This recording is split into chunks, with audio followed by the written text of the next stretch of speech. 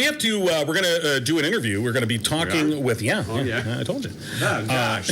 Yes, Josh Holowicki with Brighton High School Musical Theater. Guys and Dolls coming up. Performance is March 10th, starting this Friday night. Is there a lot of dancing in that? I think. Yeah, it's musical. I was going to say. Yeah, Guys and Dolls. Perhaps. Let's get hooked up. Okay, I guess you do. I do. Yeah, due to the snow, we didn't get the pre-show planning schedule. This Josh. Hey, Josh, it's Mike and John and Susan, and Mike and John got it going on. Hi. How's it going, guys? Good. Are you in the middle of class right now? No, not me. Oh, okay. It sounds very busy over there. Yeah, no, I was at the theater late last night working on the show, so gotta get it going here. A couple days left. Right, opening night Friday. And then you got the big gala night on Saturday night, and of course these shows at the Brighton Center for the Performing Arts. So tell us about your performance. Every time I've seen a show there at Brighton High School at the musical theater, it's always just been outstanding, and I'm sure this will certainly be the same. Set the scene for us what the show is, and then how your particular production is gonna what the show is, and then how your particular production is gonna present that. Yeah. So and thank you for the compliment. We always love when you guys come out and enjoy the show and the production, and it means a lot to us that you guys in the community continue to support us as you do. But this year we got guys in. Classic show, as you mentioned, and we're taking a nice kind of modern twist on the visual and scenic aspects of it, if you will, as well as some of the production elements of it that are keeping it fresh, freshening it up a little bit, as best you can modernize a show that's kind of set in the late 40s, early 50s, right? Yeah. So visually, it's very stunning. It's not kind of sometimes you think of the more classic productions. I think the first thing that pops in your head is maybe a little more drab or something. But very visually stunning, really just over the top. It's going to be great. And, of course, the top-notch talent that we've got at Brighton High School is bringing the show absolutely to life. And, we've got just some incredible talent that people will not be sad about seeing. That's for sure. I was going to say, Josh, from all the times we've talked to you and had some of the casts in back when we were on the radio, these shows, it seems like they get better and better each year. And how do you top yourself now with Guys and Dolls? How do you take that and say, well, I need to make this at least as good as the last show? Because you guys set the bar high so long ago. That's the thing. It's funny you mentioned that because we were just having a conversation. So, of course, nothing is done without an incredible team of people, starting with the creative team that I'm a part of that, kind of puts the whole show we're going to do, what our vision is, what our approach is going to be. And then, of course, we are surrounded with some incredible talent from parents who are step up to the plate every year and understand the vision. We've got multiple parents involved in our program still today, whose kids are long graduated. That is an achievement, I will say, because oftentimes whether it's whatever program extracurricular there may be with school, parents often get very involved with because their kids are involved, so they get involved. It says a lot when parents stick around after their kids are done, because a lot of parents are like, "Hey, I did my time. I'm out of here," but obviously you've been able to set this atmosphere that people, still want to be involved in this. Yeah, it's really cool. It's really cool. That's, to me, a testament not only to their own desire to continue to pour into our program from a volunteer perspective and give back to the community, but it's a testament to how much they love being involved with our students. And I mean, they want to continue to teach them and to train them, and they're helping in painting and scenic. They're helping in set construction and design. They're helping in costuming and hair and makeup, and marketing, and every single area that we need parent involvement, they're helping, and students are right alongside them. So they stand and to continue, to push the ball forward. We keep setting that bar just a little bit higher and a little bit higher. And, we were having this conversation. How do we top the last show, right? Because last year for Wizard of Oz, from a production standpoint, we won a Sutton Foster Award for scenic design, and which is, again, another great accomplishment. We won Best Musical a few years ago. But how do you top it? Well, the conversation started off, this is going to be a quote-unquote simpler show, right? And that was way back in the summer with our teams, and we're going, okay, it's a little bit, and it has just gotten blown way out of hand. In a good way. I think that's how creative people are, though. They take something, we'll just keep it simple. This will be really easy. We can kind of take a break or a breath this year and make it acceptable and good, but we don't have to go great. Next thing you know, you're going for top shelf. Oh, man, Next thing you know, you're going for top shelf. Oh, man, and again, that goes right back to our team and all of them just going, the conversation just gets out of hand, and what can we do? What can we do? How can we make it bigger? How can we make it better? And just that whole atmosphere and environment. And the most important thing is all kids and the students who are involved in the production, and it's exciting for them to see that and to experience that. Our motto is that we are going to set the bar so high that not any one of you individually could achieve this, but collectively as a team working together, we can make this happen. We got a few pictures up on the rehearsals, and you can just see the great costuming and some of the set design. And like you said, sort of trying to modernize the look of it's set in an era, so you've got limitations on what you can do there. Yep. But boy, it just looks stunning. I was going to ask too. Being set in that era, kids today usually don't hear the terms guys and dolls. Yes.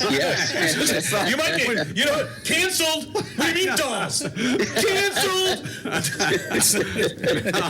So maybe kind of explaining to them the decade or the era of the time. It's fun that it's fun because we've been able to go through, obviously there's a lot of dialogue and jokes and brands, even commercial brands, if you will, from the time that they're like, what is that? So we went through with them and explained all those things, because we don't want them just delivering lines and singing songs. We want them to know and understand what it is that they're doing.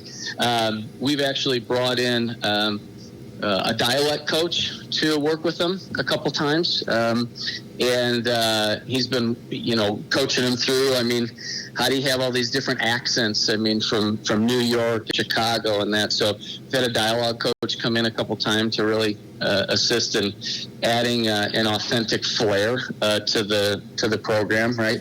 And then there's a couple of fight scenes. So we brought a fight choreographer to come in and help, again make that authentic and realistic. So again, we're really interested in making it a great production and really giving the kids a real world experience in musical theater. And it's cool. I mean, even if they're not going into musical theater, they can take a lot of great experiences and great lessons out of this program and take them on into quote unquote real life, if you will. Yeah, when they get older, they can meet a friend out at the bar and say, hey, remember back in 2023 when we did Guys and Dolls? You did a great job. It's like the sports guys coming back and living the glory days. So, but still, a lot of our parents have been involved, and they've done this production at one point in their lives, right? I think most of them have. I was talking to, we've got an incredible orchestra made up of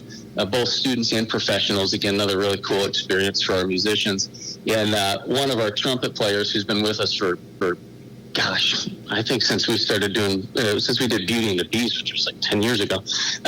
Anyway, this is like his 10th or 12th time in a pit playing this show, and he's like, this is my favorite show. I love it. Wow.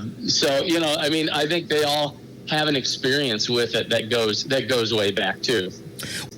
Well, and I think, even though for the students and some younger people, the era itself may be a bit alien to them, I suspect. But some of the songs, I mean, these are some classic songs that are in here, like "Luck Be a Lady" and "Sit Down, You're Rocking the Boat." I mean, those are sort of cultural touchstones. That whether you know where they came from or not, you probably heard the song at some point or another. Absolutely. Looking forward to it. Guys and Dolls, Brighton Center for the Performing Arts for the Brighton High School Musical Theater, opening night this Friday at 7:30, and then you've got the big gala. On Saturday night, and that's the red carpet. You roll the red carpet out literally. We do. We've got that's a great experience. We've got the room has 899 seats, so we've got about 100 seats set aside for the red carpet gala. You don't have to go to the show, but if you want a special experience, it's really cool.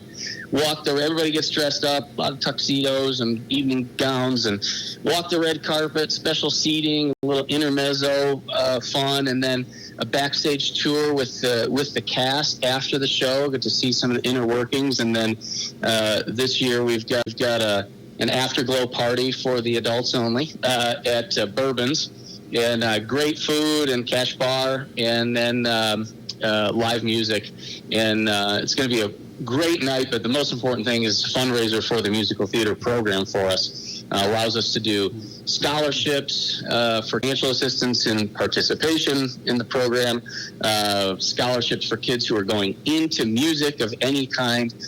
We've funded private lessons, we've funded auditions, we've done all sorts of different things. So it's a great opportunity for the community to reinvest in a bigger way back into the arts, which we constantly and desperately need. And so that's what we've been doing with this, since we did Bye Bye Birdie in 2010. We've been doing the red carpet gala and doing our fundraiser, and we've been able to put a lot of students in a lot of great places through those resources, and it's been awesome. Yeah. So people go online, get tickets, brightonmusical.com, and they get tickets for any of the shows and for the red carpet gala as well. And we've got a couple pairs of tickets that we're going to give away. Yes. So we're looking forward to that. We're going to open up our live chat on our YouTube stream. We are. Yeah, we are. We are live chatting for the tickets. So we're going to give away one pair today, and then we're going to hang on to another pair and give those away maybe in trivia tonight. Yeah, that sounds good. Nice. So we'll say for anyone in the live chat, and I don't think this person's name came up at all during the interview, but it's Google Chat. And I don't think this person's name came up at all during the interview, but it's Googleable. It's pretty easy. Who's the main character in Guys and Dolls? All right, it's a pretty Googleable. Wow. Googleable. I like this digital version of the trouble bubble. It works. We have to adapt, Josh. Josh, let me ask you this. Just curious, for those like John who probably won't be able to grab his walker and get out to the show, is there a way to stream it, or are you showing a video of it later online, or folks can buy tickets for that, or is that anything? No, we don't. Yeah, unfortunately, we don't. As I'm sure of all the licensing, issues and costs and things like that, we don't. We're not able to do that. As a matter of fact, we're not even able to capture a sellable video recording. We're only able to capture one for perusal purposes that our cast can. But there's nothing like the live performance. No, that's true. I mean, that really is. No, and that's it. Yeah, I mean, to produce it at a level that would ultimately, that's the kicker. To produce it at a level that would capture it for the audience is that's a whole nother world to do. And unfortunately, we're just out of time with that. No, I thought I would out there. It's a good question. Well, let's hope folks come out to the show. You guys always do such a fantastic job, and I don't think this one's going to disappoint at all. So, thank you. Again, we really appreciate it. We'll go to the live chat and see if we get a winner. And Josh Holowicki, thanks for joining us from Brighton High School. Thanks for having us, and we'll look forward to seeing you guys. John, you get better over there. Thank you. Appreciate it. And we'll talk to you soon. Thanks. All right. Thanks, Josh.